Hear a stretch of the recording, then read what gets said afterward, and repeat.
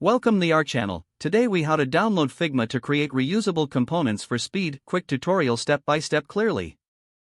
Start by opening your preferred web browser. In the address bar, type in figma.com and press enter. Once the Figma homepage loads, locate the sign up option if you don't have an account. Alternatively, click on login if you already have an account. If signing up, fill in the required information or use your Google account for a quicker process. After signing in, you will land on your dashboard. To download the Figma desktop app, scroll to the bottom of the page. Look for the download button. Click on it to start downloading the application.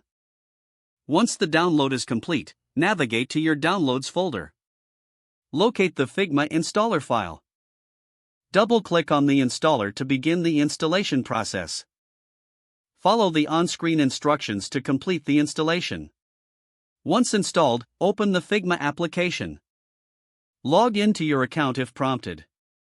Now that you're inside Figma, create a new design file. To create reusable components, design an element that you want to use. Select the element you created.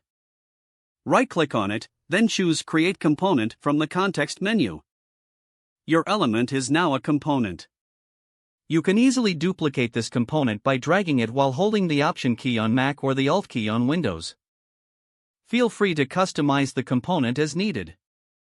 To access the component later, go to the Assets panel on the left sidebar.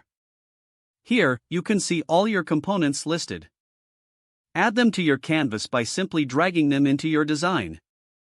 Now you have reusable components for faster design work. That's how you download Figma and create reusable components for speed.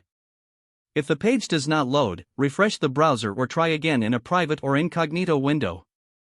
Don't forget to like this video and subscribe to our channel for more step-by-step tech guides.